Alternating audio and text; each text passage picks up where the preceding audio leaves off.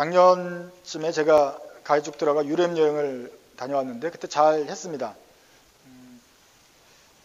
낯선 나라에 가는 것도 두려움이 있었지만 그렇지만 또 언어가 통했고 우리가 미국에서 생존했던 그런 능력이 있기 때문에 어디든지 가서 이렇게 자신 있게 행동할 수 있었습니다.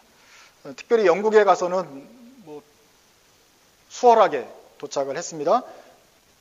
영어를 쓰는 나라잖아요.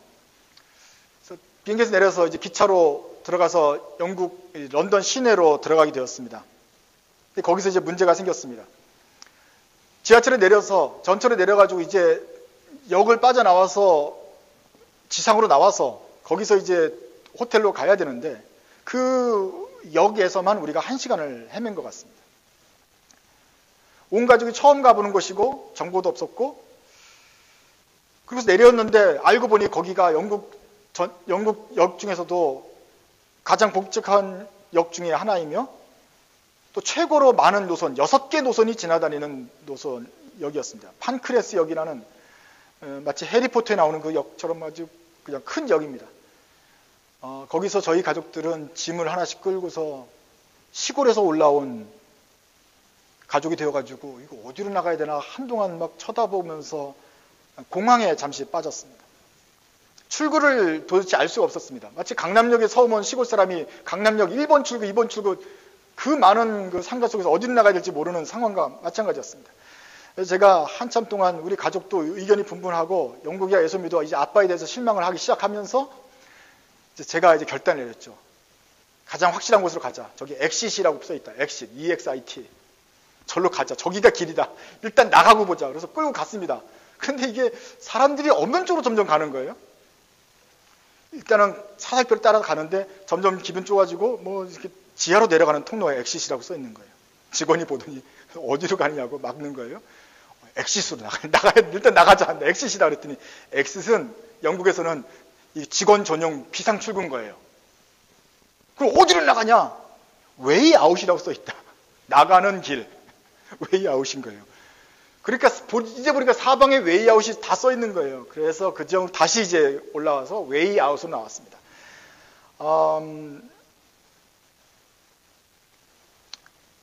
아빠도 사람이구나 하는 것을 알았을 것이고 또 하나는 같은 영어권이라도 이렇게 영어 쓰는 게 틀리는 거구나. 우리는 엑싯 183 이런 건데 영국에서는 엑싯은 직원 전용 출구라서 아무도 가면 안 되는 것이고 어디로 나간다고요? 웨이 아웃으로 나가십시오. 나중에 가실 때는 그렇게 하십시오. 방심을 했습니다. 다른 나라는 좀 긴장을 많이 하고 갔는데 이거는 영어니까 방심하고 갔다가 아주 1시간 동안 좀 멘붕에 왔던 적이 있습니다. 또 그게 이제 시애틀에 갔다 보니까 대도시 아니었습니까? 그래서 좀 시골쥐가 서울 가서 힘들었고 같은 영어권이라고 방심했다가 영어 혼란 때문에 힘들었던 것입니다. 나와서도 쉽지 않았습니다. 가장 놀라운 것은 영국에는 차가 반대 방향으로 가잖아요. 그건 알고 있습니다. 머리로는 알고 있습니다. 그런데 문제는 횡단보도를 건널 때 차가 오나 안 오나 보고 건너야 되는데 이렇게 보면 아무도 없습니다. 차는 뒤에서 오고 있습니다. 이해되세요? 차 건널 때 왼쪽부터 본단 말이에요. 이렇게 오는지. 근데 영국에서는 어떻게 온다고요? 이렇게 온다고요. 뒤통수로. 그리고 반을 건너면 그 다음에 이제 이쪽에서 오는 차가 온다고요. 그래서 하도 그 사고가 많았는지 밑에 보도블록에 써 있더라고요. Look right. 그래서 이쪽 보다가 Look right. 저쪽. 다른 거는 분명히 반대 방향이라고 머릿속으로는 기억이 됐는데 목은 신호등에서 왼쪽으로 가고 그 다음에 룩라이트 보고 다시 오른쪽 보고 안전하면 건너고 이렇게 해서 참 쉽지 않다. 몸에서 익힌 그 신체 그 습관이 영국에 가서는 분명히 익숙한 길이고 같은 선진국이고 영어권인데도 굉장히 다른 것을 느껴서 좀 고생을 했고 이국적이었습니다. 만만하다고 여겼지만 쉽지 않습니다. 오늘 읽은 바울 말씀도 그렇습니다. 바울 사도가 갔던 곳도 로마의 식민지 중에 하나입니다. 그리고 도시입니다. 바울도 웬만하면 도시 출신이니까 다 알죠. 그러니까 괜찮은데 좀 다른 곳입니다. 언어도 그리스 말로 썼기 때문에 언어가 그리스어가 공용어였기 때문에 다 그리스 말이 통했고 바울은 나면서부터 로마인이고 디모데는 아빠가 원래 그리스인이고 헬라인이고 그래가지고 문화적으로도 문제가 없을 거라 생각을 했습니다. 그러나 디모데와 바울이 자랐던 곳은 터키 지방입니다. 여기는 바다 건너 그리스, 유럽이 시작되는 곳입니다. 사람도 틀리고 문화도 틀리고 역사도 틀리고 관습도 틀리고 같은 말과 같은 나라 안에서 같은 법을 쓰지만 조금씩 틀린 그런 곳에서 바울이 선교를 해야 되는 일이 있습니다. 바울이 배를 건널 때부터 한번 생각해 보겠습니다. 빌립보로 가고 있습니다. 바울의 마음이 어떨까요? 그 바다는 대한해협처럼 아주 좁은 바다입니다. 바다만 건너면 그냥 건너기만 하면 유럽으로 가는 곳이기 때문에 그렇게 큰 뱃길은 아니었지만 가는 동안 바울은 내심 두근거렸을 것입니다.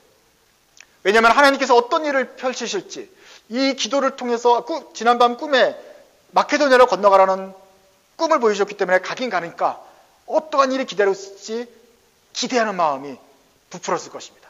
그러나 또 한편으로는 선교팀을 끄는 리더로서 답답했을 것입니다. 가면 누구를 만나야 될 것인지, 어디로 가서 표를 사야 되는지, 어느 방향으로 웨이 아웃을 하는지 엑시트를 해야 할지 아무것도 모르는 상태에서 전혀 계획하지 않은 곳을 가려니 그 배 안에서 바울이 기도가 절로 나왔을 것입니다. 과연 우리가 제대로 가고 있는 것이라는 의심도 들면서도 지난밤 꿈을 생각하면 또 성령께서 막으신 것을 생각하면 이것이 바로 바른 길이라는 확신도 있었을 텐데 그것이 섞여서 마음이 조금 심란했을 것입니다. 기대도 있었고 의심도 있었습니다. 흥분이 되면서도 초조했습니다. 그러니까 결국 가슴은 둘 다 뛰는 거네요. 희망이 부풀고 그러나 낯선 곳으로 향해 가면서 느끼는 무력감. 아무것도 준비가 되지 않았고 뭐가 있다고 말해줄 수 없는 그 무력감이 그를 사로잡았을 것입니다. 바다를 건넌 것은 잘한 것입니다. 성령께서 인도하신 대로 가는 것이 분명히 잘한 것인 걸 확실하고 있지만 가가지고 무슨 일이 일어날지는 모르기 때문입니다. 내려보니 해안가에 지나고 이제 빌립보 성이 나옵니다. 지도 한번 다시 한번 보시죠. 그 다음 페이지. 네아폴리 항구에 내려서 걸어가니까 첫 번째 도시가 빌립보 도시입니다. 언어도 그리스 말이고 도로 표지판도 그리스 말이라서 다 읽을 수 있습니다. 로마 식민지이고 또 위치상으로 볼 때 로마 식민지일 뿐만 아니라 로마 쪽으로 벌써 한참 가깝죠? 거의 절반은 온 거 아닙니까? 그러니 더 로마의 영향이 세고 더 로마 첨단 문화와 최신 유행이 저쪽 예루살렘, 안디옥, 이런 사람들보다는 시골 사람들보다는 비교할 수 없이 발달된 로마의 중심지에 점점 가까워지는 곳입니다. 그래도 바울도 도시 출신이니까 금방 적응했겠죠. 디모데는 원래가 1.5세니까 저절로 적응할 수 있다고 생각했을 것입니다. 그런데 빌립보는 그리스, 마케도니아 지방입니다. 바울과 디모데는 터키 사람입니다. 터키랑 그리스 사람은 얼굴 형태가 틀립니다. 먹는 음식도 다릅니다. 규모도 훨씬 더 큰 도시이고 로마에서 저쪽 시벽을까지 내려가는 그 관문, 부산에 해당되는 것이죠. 관문 도시, 사람들도 복잡됩니다. 생각과 역사가 완전히 틀린 이곳에 여기서 바울과 디모데는 어떻게 복음을 전해야 될까요? 아는 사람도 없습니다. 마중 나온 가이드도 없습니다. 어디로 가서 복음을 전하고 첫 사역을 시작해야 된다는 것입니까? 그냥 막막합니다. 그냥 도시가 어리둥절할 뿐입니다. 아마 제가 그 판크레스 역에서 겪었던 그 공황 상태와 비슷한 시간이 조금 있었을 것입니다. 바울의 전도 여행을 따라다 보면 복음이 땅끝까지 전해지는 과정을 타보면 다 이런 새로운 문화와 새로운 민족과 접하는 그런 순간들을 자주 보게 됩니다. 이것이 우리의 삶과 비슷하지 않습니까? 시애틀에 있는 드림교회 삶이 이것과 비슷합니다. 우리는 한국인 교회라서 한국 사람들과 함께 한국말로 말씀도 듣고 성경도 읽습니다. 같은 민족과 언어, 배경, 자란 환경이 같습니다. 우리가 전도할 사람도 같은 사람들입니다. 그러나 여기가 우리가 미국 땅이라는 것을 잊으면 안 되겠습니다. 똑같은 한국 사람이라도 한국에 있는 한국 사람과 미국 땅에서 사는 한국 사람은 다릅니다. 마치 똑같은 로마인인데 터키에 있는 로마인과 그리스 로마인이 틀린 것과 마찬가지입니다. 영어를 쓰는데 미국 사람과 영국 사람이 틀린 것과 마찬가지입니다. 로마 식민지이긴 하지만 마케도니아 지방에 있는 빌립보에 있는 로마인들은 많이 틀렸습니다. 우리가 성령께서 우리 부르셔서 우리가 지금 여기에 와 있습니다. 이 낯선 곳, 우리가 잘하지 않은 곳, 같은 말을 써서 비슷하긴 한데 틀린 곳, 가게만 가면 영어를 써야 되면서 여기가 지금 미국이지 종종 깨닫게 되는 이런 곳에서, 이런 낯선 곳에서 어떻게 살아야 될까요? 우리는 누구를 만나야 될까요? 어떤 자세로 이 이민 생활을 해야 될까요? 바울 선배의 모범을 보면 별다른 수가 없습니다. 종종 멍해지고 말도 안 나오고 막막한 순간을 맞는 그 공황 상태를 맞는 그 다민족 선교의 현장에선 바울과 우리와 별다른 바가 없고 별다른 방법이 없습니다. 바울이 했던 방법, 성령께서 인도하신 대로 따라가는 것, 그것밖에는 별다른 수가 없습니다. 이것이 바로 선교지에 사는 우리들의 삶의 자세가 되어야 될 것입니다. 막막하고 기대도 있고 희망도 있고 재미있는 일도 있고 속상한 일도 있고 미국에 왔기 때문에 자부심도 생기고 미국에 와서 사는 것 자체가 짜증나는 그 모든 것이 혼재된 이 빌립보 같은 시애틀에 살면서 우리는 바울처럼 성령을 믿는 희망, 그리고 믿음과 그리고 앞으로 어떤 일이 일어날지 모르는 그 막연한 두려움, 그리고 그것을 맡겨드리는 기도, 함께 그것을 가지고 시애틀을 살아야 될 것입니다. 누구에게 가야 될지, 누구를 만나야 될지 막막할 때도 바울 선배들이 겪었던 그 경험들을 생각하면서 성령께서 인도하실 것을 기대해야 될 것입니다. 그러나 하나님께서는 이들을 도와주셔서 빌립보에서 사람들을 만나게 해주셨습니다. 어떤 사람들을 만났는지 한번 찾아보겠습니다. 첫 번째로 갔더니 안식일에 기도할 곳을 있을까 하여서 문 밖으로 나갔습니다. 그것이 바울의 첫 번째 바깥 출입입니다. 안식일이 되었을 때 이제 바울이 늘 하던 것이 아무나 가서 전도하는 것이 아니라 일단은 먼저 유대인들이 모인 회당을 찾아갑니다. 유대인들은 벌써 율법도 알고 자기와 같은 민족이기 때문에 먼저 가서 그 사람들에게 예수 그리스도가 왔다는 것을 전해주면 그 중에서 깨어있는 경건한 하나님께서 택하신 사람들이 만나서 바울의 말을 더 듣고 교회가 세워지는 일이 일어났습니다. 그것이 터키에서 그랬습니다. 그것이 1차 전도여행 때의 일입니다. 그런데 이번에는 과연 그렇게 똑같이 될까요? 여긴 그리스 지방입니다. 그리스에 와서 사는 유대인들은 또 다른 유대인, 다른 이민자죠. 같은 유대인이라서 말은 통하지만 터키에 흩어진 디아스포라 유대인과 그리스에서 디아스포라 하는 사람들은 조금 더 다른, 더 로마화된 그런 유대인들 아니겠어요? 어쨌거나 회당을 찾아가야 됩니다. 근데 회당이 어딘지는 몰라요. 주소록이 없어요. 그래서 그 당시에 있는 정보가 가장 많은 사람들이 많이 모인 빨레타에 간 것이죠. 강가에 나가가지고 사람들이 모였을 때 거기에서 이제 일단 복음 사람들이 모였기 때문에 거기 있는 여자들, 빨래하는 여자들, 물 기는 여자들한테 하나님 말씀도 전하고 길도 물어보면서 전했습니다. 그런데 그 중에 길을 찾아가고 있는 중에 전한 말씀을 듣고 두아디라에 있는 자주 옥감 장사, 천 장사는 굉장히 부자죠. 부자면서도 하나님을 섬기는, 하나님께 깨어있는 경건한 유대인, 뭔가 하나님에 대해서 알려고 마음이 열려져 있는 루디하는 여자가 그 말을 들었습니다. 그리고 마음이 열리고 바울이 하는 말을 받아듣고 그리스도인이 되었습니다. 그리고 그와 온 집이 다 세례를 받았습니다. 아예 초청하게 이르기를, 아예 여기에서 사역하는 동안 우리 집에서 머무십시오. 그리고 여기서 여기를 본거지로 삼으십시오 라고 청했던 것입니다. 아마 집도 있었을 것이고 사업체도 할 수 있었을 것이고 아마 나이도 지긋하게 든 어떤 그런 스폰서를 할 만한 그런 분인과 빌립보에서 처음으로 만난 것입니다. 빌립보의 처음 나들이에서 그런 유력한 분을 만나게 되었던 것입니다.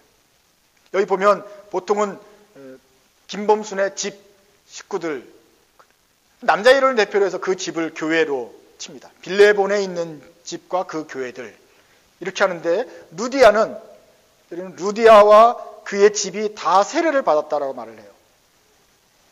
아마 남편이 일찍 죽어서 사별을 해서 이제 나이 든 여자 혼자서 사업을 하는 것인지 모르겠습니다. 하여간 그 정도로 어떤 집안에서도 위치도 있기 때문에 루디아의 집에서 다 그 집안 사람들이 세례를 받았습니다.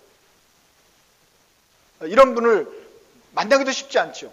이런 도너가 될 만한 사람들을 만나기도 쉽지 않은데, 아무런 정보도 없고 주소록도 없는 상태에서 사도 바울은 물가로 갔고, 성령께서는 그 물가에서 루디아의 마음을 열어서 그와 만나게 하셨다. 이것이 첫 번째 열어주신 하나님의 기적입니다. 성령의 마음을 붙잡고 바다를 건넜는데 성령께서 그 약속대로 사람을 만나게 하시더라. 첫 번째 사람입니다. 두 번째 사람입니다. 두 번째 사람은 또 기도하는 곳에 갑니다.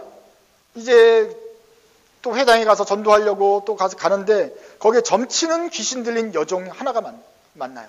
이 여종은 점집에 속해 있으면서 그 어떤 점을 치는 탤런트를 귀신으로부터 받았죠. 그래서 앞일을 막 예언해주는 사람인데, 그 여종 하나가 바울 일행을 보더니 뭐라고 말합니까? 그러면서 큰 소리로 이렇게 얘기를 해요. 같이 한번 읽어봅시다. 이르되 17절 중간입니다. 이 사람들은 지극히 높은 하나님의 종으로서 구원의 길을 너에게 전하는 자라. 이 사람들은 지극히 높은 하나님의 종으로서 구원의 길을 너에게 전하는 자라. 이렇게 외쳤습니다. 외치고 외쳤습니다. 그리고 또 외쳤습니다. 따라다니면서 외쳤습니다. 바울이 가는 곳마다 이 사람들은 지극히 높은 하나님의 종으로서, 맞는 말이죠, 구원의 길을 너에게 전하는 자라, 이 맞는 말을 또 외쳤습니다.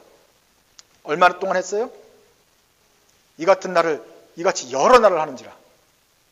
여러분, 이것은 하나님을 찬양하고 바울의 사역을 도움이 되는, 바울 어차피 목도 아픈데 막 이 여자가 막 다 구원의 복을 말하는 것처럼 해서 도움이 된다고 첫 번째는 저는 생각했겠지만 이걸 여러 날 따라다니면서 하는 거예요. 이건 스토킹이에요. 계속 따라다니면서 복음을 방해해요. 말만 하려고 하면 이 사람은 지극히 높은 하나님의 종으로서.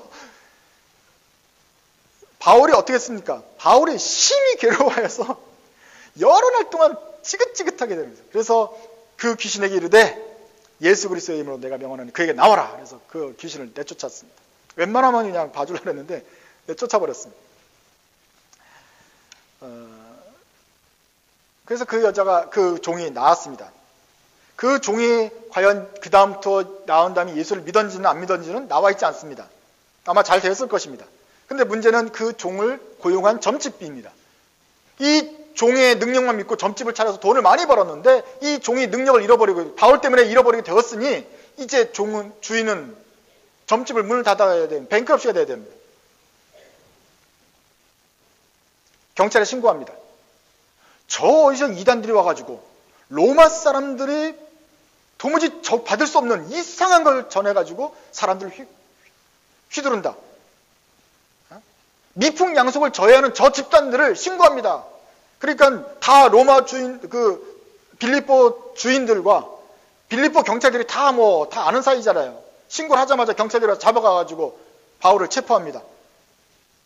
잡아가지고 가보니 그 경찰서장이랑 다 재판관이랑 다 와가지고는 저 나쁜 놈들이네 하면서 이방인이니까 재판도 별로 안 하고 떠돌리니까 그냥 매우 치라 오게 가둬라 해서 그냥 때려서 가둡니다. 아마 요즘 생각하면 경찰서장이 우리 조카의 삼촌의 누구여가 돼가지고 다 커넥션이 있었을 거예요.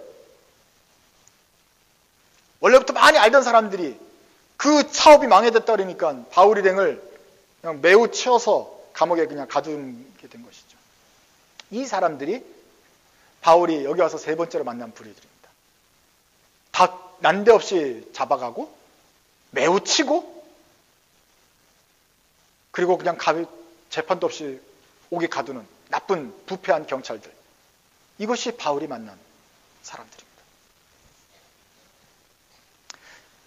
그날 밤에 바울은 이제 입이 터지고 엉덩이 터지고 막 살점이 피가 좀 나는 가운데 신라랑 둘이 이 2명 지도자를 잡아간 것이죠. 잡아가지고 있는데 이 사람들의 마음이 움직였어요. 마음이 열렸어요. 슬퍼하거나 낙심하거나 울지 않고 오히려 마음이 뜨거워지면서 하나님께 기도가 나오고 그 기도하면서 감사의 찬양이 우러나왔어요. 이것은 아마 본인의 힘으로 한 것이 아니라 하나님께서 정말 감동을 주셔서 예수 그리스도 이름을 위하여 내가 고난을 받는 것도 그 기쁨이 흘러나왔던 거예요. 그래서 찬송을 불러요. 어떤 일이 일어났습니까? 그 감옥에 있는 죄수들이 다 들었습니다. 지하 감옥일 거예요. 아마 땅을 파가지고 만든 그냥 던전 같은 그 땅 지하실 하나 파가지고 거기다가 던져놨을 것입니다. 근데 이제 착고에 채워가지고 찬송을 부르는데 이날 밤에 찬송을 부르는데 2명이 부르는데 온 죄수들이 다 듣더라. 들을 수밖에 없죠. 다 자기 갇혀가지고 도망갈 수도 없는 죄수들이니까 그 찬송이 다 전도가 되면서 이 죄수들이 다 복음을 듣고 하나님을 찬송하는 소리를 듣고 그 사연을 다 듣고 하나님의 이야기를 들을 수밖에 없는 사람. 그리고 저 사람 입에서 나오는 그 아름다운 찬양을 어떻게 도망도 못 가고 그냥 잡혀가지고 찬송을 듣는 그런 밤이 있었던 것입니다. 기적은 거기서 끝나지 않았습니다. 근데 갑자기 큰 지진이 와서 옥토가 흔들립니다. 지진이 자연현상인데 하필이면 그 자연현상이 하나님의 때에 찬송을 부를 때 옥토가 흔들렸어요. 옥토가 흔들리니까 문틀이 틀어지면서 아예 문이 그냥 부서졌지요. 바울의 있는 착고도 다 풀어졌지요. 간수가 와서 보니까 문이 벌써 열린 걸 보고 이제 끝났구나. 어차피 죄수를 못 지킨 책임이 있으니까 나는 어차피 죽는 게 낫다 하고 자살을 하려는데 사도 바울이 우리 여기 있으니까 죽지 말라. 간수가 그들 앞에 넙죽 엎드립니다. 이 지진을 찬송했던 그 사람들, 맞으면서도 감사하고 찬송했던 그 사람들에게 범상치게 봤는데 이 사람들이 찬송을 할 때 옥토가 열리고 이 지진이 일어났던 것을 보고 또 그럼에도 불구하고 도망가지 않는 이들을 보고 특별한 하나님의 사람이라는 것을 그가 깨닫고 엎드려 절했습니다. 그리고 묻습니다. 어떻게 해야 저희가 구원을 얻습니까? 31절 주 예수를 믿으라. 그리하면 너와 내 집이 구원을 얻으리라. 바로 그 말을 통해서 간수는 그가 예수를 믿고 그 온 집안을 데려다가 그와 온 집안이 세례를 받았습니다. 가서 맞은 자리 씻겨주고 상처를 보호해주고 그렇게 해서 하룻밤을 잘 대접하면서 그를 보호해 줬던 것입니다.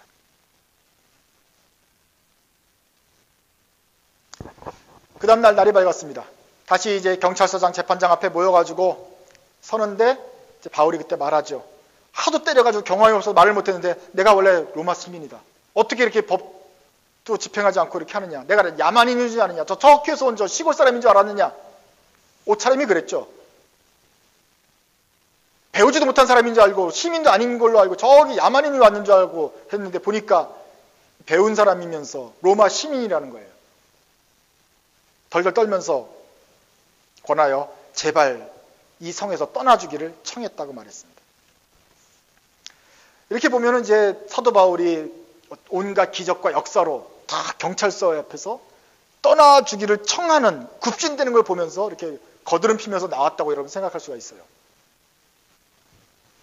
그러나 이 말은 너 여기서 더 이상 전하지 마. 빨리 떠나라. 쫓아내는 소리입니다. 그리고 바울은 사실은 기분 나쁘게 신랭이 끝에 알았다 나 떠나겠다. 그래서 떠나는 것이죠. 더 이상 이제 빌립보 성에서 복음을 전하지 못하고 그 성을 떠나게 되는 상황으로 되었습니다. 어쨌거나 40절 그렇게 되었습니다. 40절입니다. 두 사람이 오기 나와서 루디아의 집에 들어갔습니다. 루디아의 집에 본거지입니다. 근데 거기 형제들을 만나보고 위로하고 가니라. 우리는 여기서 이제 막 시작된 빌립보 교회를 알 수 있습니다. 여기서 도대체 한 주가 있었는지 두 주가 있었는지 석 달이 있었는지는 잘 모릅니다만은 그 귀신 들린 종이 여러 달을 하면서 그 바울을 괴롭힌 순간과 또 루디아의 집에서 있던 복음을 전했던 시간, 그 다음에 하룻밤을 지냈던 그 경찰서의 시간들 다 합쳐서 얼마인지 모르겠지만 그 짧은 시간에 빌립보의 교회 같은 작은 무리의 모임이 생겼던 것입니다. 그것이 그 교회는 루디아의 집에서 모였습니다. 루디아와 온 가족들이 모였습니다. 그 식솔들과 종업원들이 같이 사례를 받았을 것입니다. 점치는 귀신 여종이 세례 회개했다면 그 집에 같이 동참했을 것입니다. 간수는 물론 자기 집을 데리고 와 자기 집 식솔들을 데려가지고 같이 바울을 보고 위로했을 것입니다. 그러니 벌써 꽤 적지 않은 무리가 모여서 빌립보 교회를 만들었습니다. 다 초신자죠. 기껏해야 몇 달 된 초신자들인데 이분들이 모여 있었습니다. 자, 이 교회 가서 바울이 석방되자마자 한 일은 무엇입니까? 그들을 위로한 것입니다. 지금 당장 위로받아야 될 사람이 누구죠? 얻어 터지고 나와서 하룻밤 동안 구치소에 있다가 이제 겨우 풀려나온 바울과 실라입니까? 아니면 가만히 편하게 있던 빌립보 교회입니까? 우리가 생각할 때는 바울과 실라를 빌립보 교회가 위로해줬다, 힘내라고 해야 될 것 같은데 성경은 바울이 오히려 교회들을 위로하고 떠났다라고 말하고 있습니다. 아마 바울은 이 경험을 했기 때문에 그런 것이죠. 1차 전도 여행에는 진짜 죽을 정도로 돌을 맞았습니다. 그리고 가는 곳마다 예수 이름으로 핍박을 받은 것이 다반사였습니다. 그래서 이번에도 무슨 일이 있을지 마음의 각오를 단단히 하고 갔습니다. 그래서 옥에 갇혔다가 매맞고 옥에 갇혔다 풀려나온 것은 바울에게는 일도 아니었을 것입니다. 힘들지만 마음의 준비가 되어 있을 것입니다. 그런데 빌립보 교인들은 이제 막 예수 믿은 빌립보 교인들에게는 예수를 믿고 형통하고 하나님을 섬기는 줄 알았더니 그러니까 세상의 핍박이 크구나, 이것을 알게 되면서 큰 충격에 쌓였을지 모르겠습니다. 바로 그런 사람들을 바울이 위로했습니다. 교회에선 누가 누구를 위로합니까? 강한 자가 약한 자를 위로하는 것이 아니고 약한 자가 강한 자를 위로하는 것이 아니고 먼저 믿은 사람이 나중에 믿은 사람을 위로하는 것입니다.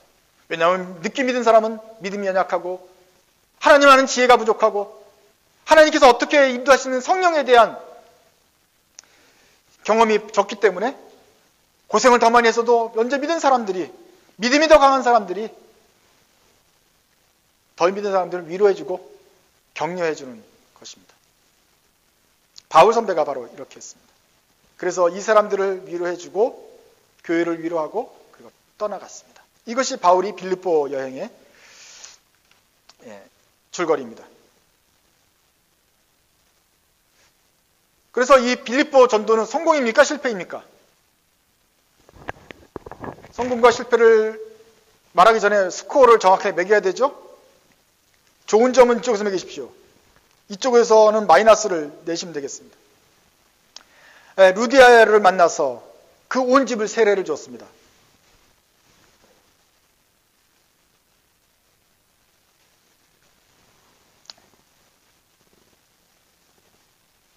그 다음에 점치는 여종을 고쳤습니다. 능력으로 그 귀신을 쫓아냈죠. 잡혀간 다음에 밤중에 옥문이 열리는 기적이 생겼습니다. 나타났습니다. 그리고 간수의 집이 세례를 받았습니다. 40절에 보니까 빌립보, 작은 집이지만 짧은 기간이지만 빌립보 교회가 설립되었습니다. 그래서 5점이 추가가 되었습니다. 할렐루야. 짧은 기간에 아무런 준비도 없이 무슨 일이 생길지 모르는데 성경 역사상 대대로 기록되는 이 5가지 사건들이 하나님의 은혜로 기록이 됐던 것입니다. 그러나 반대로 슬픈 일도 있었습니다. 유럽 전도를 시작하는데 그 바울의 막막함, 기록되어 있지는 않았지만 우리가 충분히 짐작할 수 있는 그 초조함, 불안, 과연 빌립보에서 어떤 일이 벌어질까? 내가 지금 제대로 가는 것인가 하는 그 혼란함 있었지요. 가서 루디아를 고친 다음에 귀신 들린 여종을 만났습니다. 그 사람은 귀신 들린 여종을 귀신 쫓아내기 전까지 그 당했던 수많은 괴로움들, 바울이 참다 못하여 귀신 내쫓을 정도로 아주 짜증나게 하는 그 스토킹, 그 다음에 그것을 고쳤더니 고친 것은 잘한 것인데 사람을 정상적으로 만들었는데 오히려 영업을 방해했다고 경찰들이 체포하고 말도 안 하고 때리고 그다음에 옥에 갇히는 그 억울한 그 법 집행, 억울하게 감옥에 갇히는 그 상황.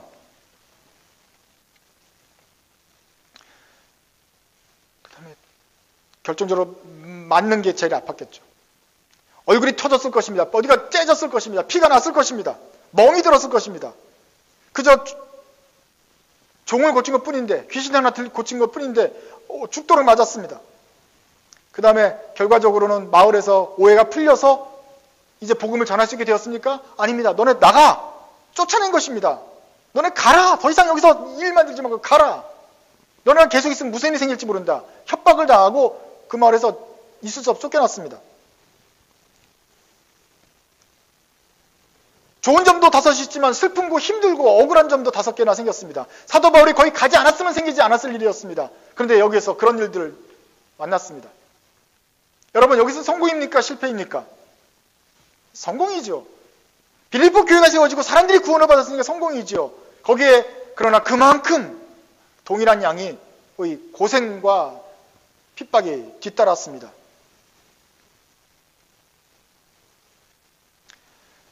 반반입니다. 좋게 보아도 반반입니다. 하나님께서 우리를 어떻게 인도하시는가?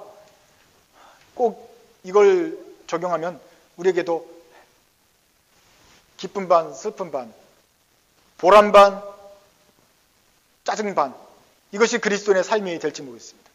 그리스도인이 어디를 가지 않는다고 한다면 이것을 그냥 좋은 일만 생길 수 있겠지만 하나님의 명령에 순종하여 성령을 따라서 가면 좋은 일이 능력과 기적 반, 슬픔과 초조, 불안, 매맞고 갇히는 억울함이 반이 반드시 따라올 것이다 하는 것입니다. 이것은 우리 취향이 아니죠. 열매가 많아야 되고 풍성하면 좋은데 열매도 많지만 고생도 심하다. 이건 매력이 없습니다. 가서 무슨 일을 하면 좋은데 아무런 계획을 하지 말고 가야 된다? 어디를 가서 뭘 하면 꾸미면 좋은데 누구랑 만날지는 네가 모른다? 언제 무슨 일이 생길지는 모른다? 이런 상태에서 마치 눈을 가린 채 가야 되는 상황은 우리 스타일이 아닌 것이죠? 이런 것은 피하고 싶죠?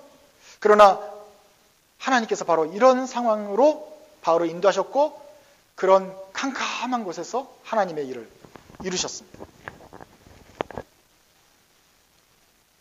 바울이 계획한 것이 아니고 바울이 앞일을 예측한 것도 아니고 기대한 것도 아니고 하나님께서 루디아를 만나게 한 다음에 점치는 요정의 시끄러운 것을 만나게 하시고 그것을 고치게 한 다음에 관원들한테 잡혀가게 하시고 그 안에서도 갑자기 말할 수 없는 찬송과 기도를 주신 다음에는 옥문이 열리는 기적을 주셨고 그 다음에는 마을에서 쫓겨나게 하셨고 알 수 없는 일, 그러나 하나님의 복음이 전파되는 일이 일어나고 있었던 것입니다. 여러분, 그러니까 우리는 이런 하나님을 알고 준비해야 될 것입니다. 첫째로는 계획하지 않은 진로를 기대하십시오. 우리가 이 길로 가야겠다 계획하고 준비하고 있지만 하나님께서는 다른 길로 이끄실 수 있습니다. 우리가 선교한다고 하나님 일을 한다고 하지만 하나님께서는 우리가 원했던 장소가 아니라 다른 길로 이끄신다는 점을 명심하십시오. 그러니까 예상하지 못한 일을 만날 때 당황하지 마십시오. 예상하지 못한 사람을 만났을 때 두려워하지 마십시오. 하나님께서는 그 선교를 하나님께서 이끄시기 때문에 우리가 기대하지 않았던, 준비하지 않았던, 계획하지 않았던 사람을 계획하지 않은 장소에서 만나게 하시고 계획하지 않은 일을 주님이 버리실 것입니다. 딱 맞는 시간에 딱 맞는 사람, 딱 맞는 장소에서 만나게 하실 것입니다. 그리고 딱 그 시간에 지진이 일어나서 그 마음을 열어주시고 하나님의 복음을 전하게 하실 것입니다. 왜냐하면 이것은 하나님의 선교이기 때문에 그렇습니다.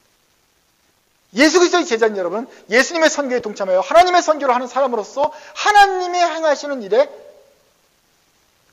쓰임받는 것입니다. 그러니까 언제 어디로 이끄시는지 당황하지 말고 따라가야 됩니다. 그래서 지난 여름 우리가 함께 했던 시간들이 생각이 납니다. 지난 여름에 우리는 래프팅을 했습니다. 뗏목을 타고 물결을 거슬러 가는 것이 아니라 떠내려가는 시간이었습니다. 야끼마 강의 절벽을 2-3시간 동안 보면서 그 절벽과 새들과 그 속에 거하는 짐승들과 광야를 보는 멋진 시간이었습니다. 멋진 시간이어야만 됐습니다. 그러나 지혜롭지 못한 우리 인간들은 보트에 타자마자 노를 잡자마자 그냥 본능적으로 젓기 시작했습니다. 힘차게 저었습니다. 속력을 내었습니다. 구호를 맞춰서 단합편에 저었습니다. 그리고 물살을 거스려서 막 쫓아가기도 하고, 그렇게 하느라고 어떻게 되었죠? 지치고, 기억나십니까? 알배기고 화상을 진하게 입고 몸살이 나가지고 그랬죠. 우리가 그때 알게 된 것은 이게 플로팅이었구나. 래프팅이 아니라 플로팅이었던 것이구나. 왜 저 사람들은 저렇게 아무것도 안 하나 하면서 손가락질했는데 알고 봤더니 그렇게 하는 거였더라는 것을 나중에 알았죠. 플로팅 하는 거 해야 되는데 래프팅을 죽자 살자 했던 것입니다. 그래서 해병대 훈련처럼 시키지도 않았는데 했던 것입니다. 이것이 우리의 삶 아닙니까? 이것이 바울의 삶이었습니다. 바울의 삶도 죽기 살기로 하나님의 영광을 위하여 가시체를 뒷발질하는 것처럼 그렇게 앞으로 달려갔던 삶이었습니다. 그런데 오늘 사도행전 16장에서 바울의 모습은 다릅니다. 자기가 노를 젓지 않습니다. 자기가 달려가지 않습니다. 성령께서 인도하시는 배를 타고 가시는 곳으로 떠내려갑니다. 빌립보 성에서도 자기가 하는 것이 아니라 성령께서 맡기시는 대로 인도하시는 사람을 만나고, 인도하시는 대로 감옥에 가서 거기서 또 만나고, 인도하시는 대로 빌립보를 떠나는 모습을 보게 됩니다. 여기는 완전한 무방비 상태고 바울의 선교 계획이 없습니다. 그러네 그러는 동안에 루디아의 집이 세례를 받았고, 간수의 집이 세례를 받았고, 점치는 여종이 나았게 되었고, 감옥의 죄수들에게 복음이 전파되었습니다. 성령의 흐름, 우리가 어떻게 그 성령의 흐름에 몸을 맡길 수 있겠습니까? 만약에 우리의 인생을, 우리의 삶을 성령의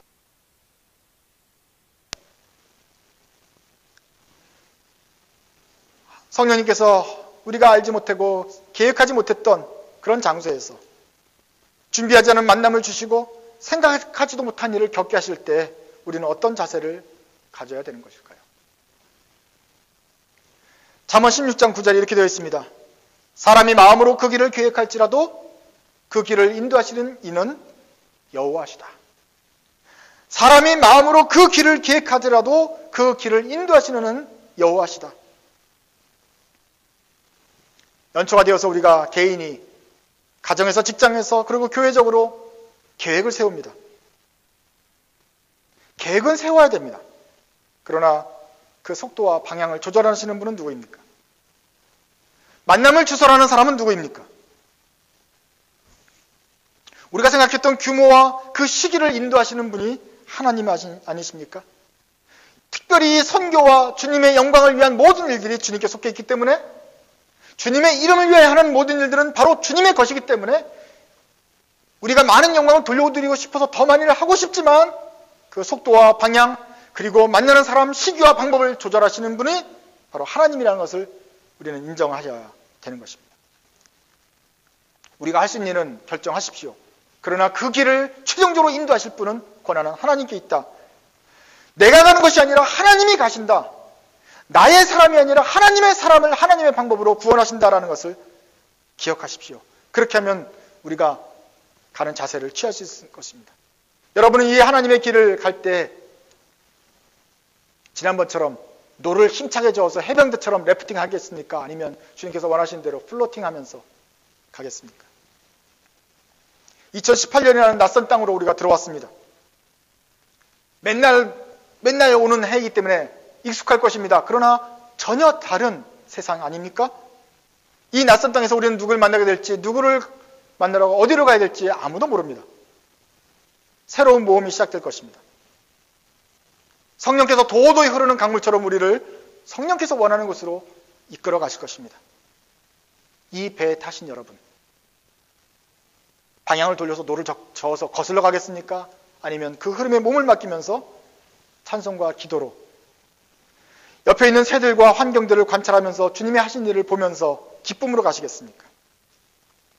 하나님께서는 우리에게 휴식과 회복을 주시려고 배에 띄워주셨는데 우리는 거기서도 쉬지 못하고 노를 전념으로 저으려고 최대한 하나님께 헌신하기 위해서 쉬지 않고 자기 힘으로 해보겠다고 애를 쓰겠습니까? 하나님께서 쉬시라고 하신 몸을 스스로 애쓰면서 자기를 괴롭게 하는 그 여행을 하겠습니까? 아니면 하나님과 함께하는 행복하고 아름다운 시간을 즐기겠습니까? 다행히도 바울 선배는 그 감옥에서도 찬송과 기도할 수 있었습니다. 이것이 바로 성령에게 몸을 맡기고 가는 선배의 자세입니다. 우리도 어차피 가는 2018년을 성령께서 인도하시는 대로 기쁨과 충만함으로 걸어가야 되지 않겠습니까?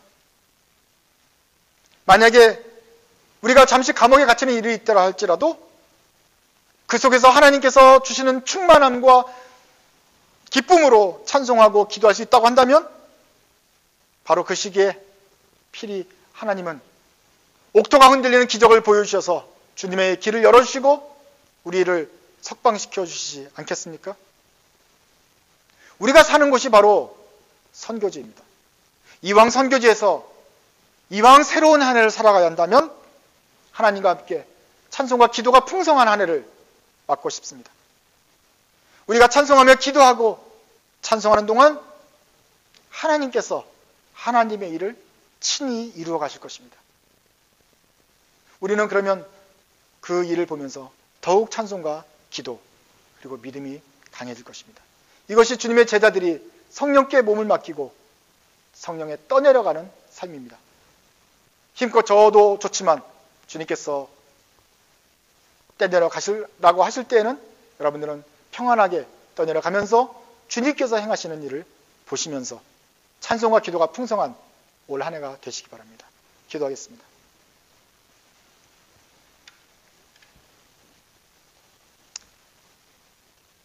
하나님 아버지, 저희들이 주님을 아버지라고 부르고 모든 것을 주님께 맡겼다고 하면서도 이 고집세고 자기 몸을 자기가 주장하기를 원하는 우리 인생은 한시도 운전대를 손에서 놓지 못하고 내 가는 길을 알고 싶고 내가 조정하고 싶고 속력을 내고 싶고 어떻게든지 하나님께 영광을 돌리는 것도 내 방법으로 하고 싶어서 그동안 애썼고 고생했습니다. 주님, 그러나 이제 새로운 한 해를 맞을 때에는 하나님의 방법대로 주님의 속도에서 주님께서 만나게 하시는 사람들과 함께 주님의 일을 보면서 찬송과 기쁨이 가득한 한 해가 되도록 도와주시옵소서. 저희들이 운전대에서 손을 떼고 우리의 삶에서 삶의 주인이신 주님께 모든 것을 맡긴 다음에도 안심하고 평안하며 찬송하며 기도할 수 있는 넉넉한 마음을 저에게 주시옵소서.